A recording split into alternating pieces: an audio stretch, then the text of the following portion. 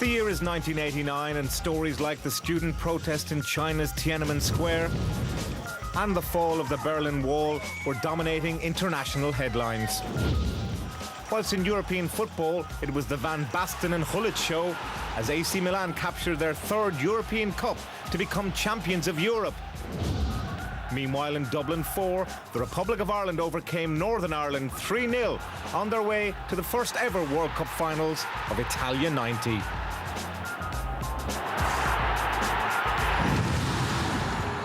But domestically, a team who had to be elected into the League of Ireland just 3 seasons previously were about to make Irish football history by winning the domestic treble.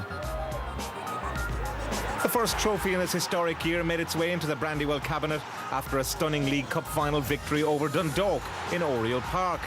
Derry beating the Loud side 4-0 with Cork City manager Paul Doolan twice on the score sheet.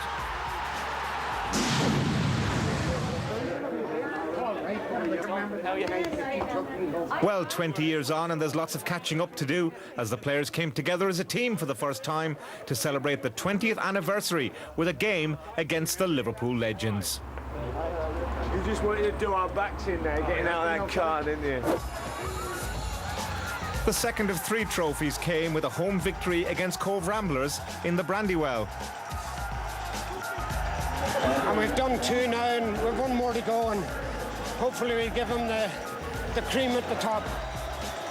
With the home side only needing a draw to clinch the title, Mr. Doolan was on the score sheet as they beat Cove 2-0 to lift the title. I was glad to become part of the Derry City phenomenon at that particular time, and you know, they had brought something into the League of Ireland that hadn't been there for a long, long time.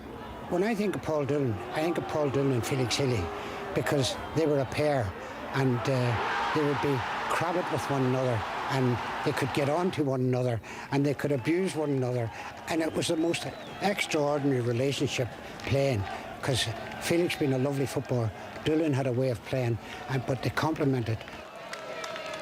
Liam only knew one thing: football, the love of it, the passion, and he got over it all, and he became something that I don't think there'll be many Liam Coyles ever playing in League of Ireland again, because they won't stay here, they'll go away. And another brilliant goal by Coyle. I think that the support would probably be the biggest thing. Derry was a football, a home of football, but it was deprived of it for 13 years. It's like anything in life. You deprive it of it, you take it away, it becomes more valuable, more important. And when it did return, the people wanted to be a part of it. After going 1 down and with some heroics by Tim Dalton in the Derry goal, City eventually overcame Bohemians in the Cup semi-final at Dalymount Park, which left the team on the verge of creating history.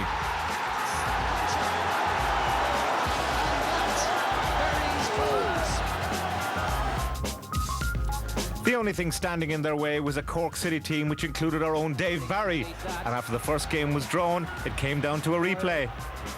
Carries again, and it's there! And Felix Healy. That solitary strike from Felix Healy was enough to seal the victory and create history, as all 3 trophies now took refuge on the banks of the River Foyle.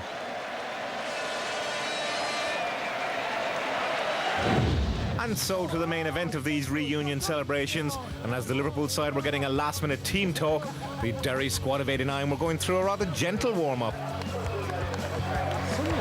A Liverpool lineup that included Rob Jones, Alan Kennedy, Michael Thomas, Phil Neal, Jimmy Case and Don Hutchinson. And a Derry bench that had the great Jim McLaughlin back in his rightful place. Liverpool legends might be showing their age, but Don Hutchinson, without shin guards, showed some good touches to score past Timmy Dalton. That was the red second after Michael Thomas had opened the scoring. The ageless Paul Hegarty threaded a great ball through to Paul Doolan. When his effort was blocked by Bob Boulder, Gary Beckett followed up to the delight of the Brandywell faithful. Beckett and Doolan combined again in the second half as Doolan put in Derry substitute Marty McCann, who looks far too young for this sort of a game. At 2-2 Liverpool crept ahead with a penalty from Mark Walters, 3-2 to the Pool. And maybe Paul Hegarty should seriously be considering a comeback. Another great ball for Gary Beckett. Liam Coyle almost finished the chance, but Sean Hargan made no mistake. 3-3 with 10 minutes remaining. And what about this for a ball from Coyle? Gary Beckett leaving Alan Kennedy for dead and finishing smartly past an immovable boulder. So a fine 4-3 win to the Derry City Legends and a first defeat in 6 years for their Liverpool counterparts. What better way to top off a day of celebration but with the words of the gaffer himself? Jim, I'm sure you must count as the happiest man in Dalymount Park. Of all your triumphs, where does this one fit? Well, it was unbelievable. I cannot find the words to express the feelings I have. I mean, the crowd, the colour, the response to winning, there's never been anything like this. Great man, Jim McLaughlin, of course did the 4 in a row as well at Shamrock Rovers, and I mean that treble in that season with Derry, that's a heck of an achievement, isn't it? A treble in any year is a wonderful achievement, and if you look at Jim at the very best players in the country and some from the North of Ireland as well in that team, a terrific team, very talented individuals, but the man who did epitomise all the quality that was there was Liam Coyle, who was a magnificent player. And he was one lad who could have made it in a very big way over in England.